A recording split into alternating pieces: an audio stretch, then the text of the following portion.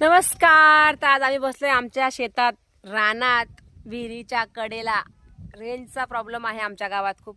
Range शोधत शोधत आम्ही इथं आलो आणि इथं 1.5 तास झाला आम्ही बसलोय. असं साफसफाई केली, सगळी माती काढली, झाडून काढलं, स्वच्छ केलं, असं आजूबाजूला सगळं घाण काढून आणि इथं लाईव्ह घेतली आम्ही 1 तासभर. आणि तुम्हाला दाखवू का एक जुगाड? थांबा, हे बघा आमचा जुगाड. इथं मोबाईल अडकवलाय आणि रेंज आम्ही घेतोय वायफाय. त्याला रेंजचं त्या वायफाय घेऊन आम्ही हे जुगाड करून नेट घेतलाय. तर असा जुगाड कुणी केला का गावी गेल्यावर? किती नाद आहे आम्हाला रेंज घ्यायचा, व्हिडिओ बनवायचा, व्हिडिओ टाकायचा. तर जेवढे माझे लाईव्हवर फॅमिली येते ना, सगळ्यांना थँक्यू सो मच. इतक्या पेशन्सली 1 तास लाईव्ह अटेंड केली सगळ्यांनी. नेटवर नसताना गोल गोल गोल गोल फिरत होतं तरी सगळे आले, कारण त्यांचं माझ्यावरचं प्रेम आणि माझं त्यांच्यावरचा विश्वास किती येणार. तर हे सगळं प्रेम या यूट्यूब फॅमिलीने दिलं आहे. त्या यूट्यूब फॅमिलीला खूप खूप थँक्यू, धन्यवाद. आणि मी रोज 1 तास लावण्याचा प्रयत्न करेल. दुपारी 3 ते 4 किंवा 3 ते 5 ह्या टायमिंगमध्ये मी लाईव्ह घेईन. तर प्लीज तेव्हा येत जा, जॉईन करा. लाईव्हवर थोडंसं पेशन्स ठेवा आणि थोडं ॲडजस्ट करा. अजून उद्याचा दिवस, परवा दिवशी तर निघणार आहे दुपारून. मी दुपारची परवाची लाईव्ह तर गाडीमध्ये असेल. तर सगळे व्हिडिओ येतील आमच्या यात्रेचे. तर बघा, लाईक करा, कमेंट करा, सपोर्ट करा सगळ्यांनी.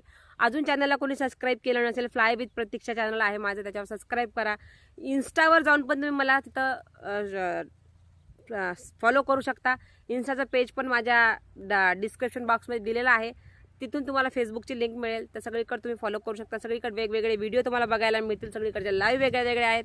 तुमच्या सगळ्या सपोर्टमुळेच एक पुढे जाऊ शकतो. तुम्ही सपोर्ट केला तर मी पुढे जाऊ शकते, आणि मी जेव्हा तुम्हाला सपोर्ट करेल तर तुम्ही पण पुढे जाऊ शकता. बरोबर ना पाहुणं?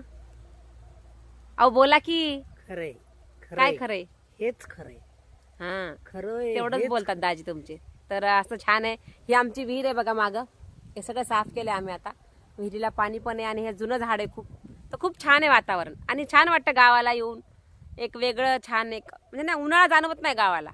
इतके दिवस जाणवत होता, पण माहित नाही का आता काय जाणवत नाही हो.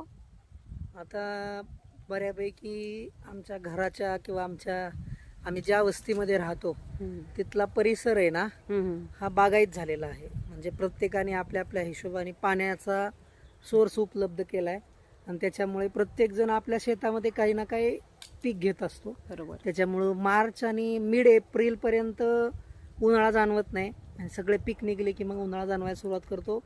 ते पण 1 महिना मे मध्ये. बघितलं तर छान वाटते गावाला. या तुम्ही पण. मस्त उन्हाळा समजू नका, उन्हाळ्यात कुठं जायचे, गावाकडे जावा, मस्त एन्जॉय करा. तर उद्या चुलीवर स्वयंपाक करेन सकाळी, मी नक्की व्हिडिओ दाखवेन.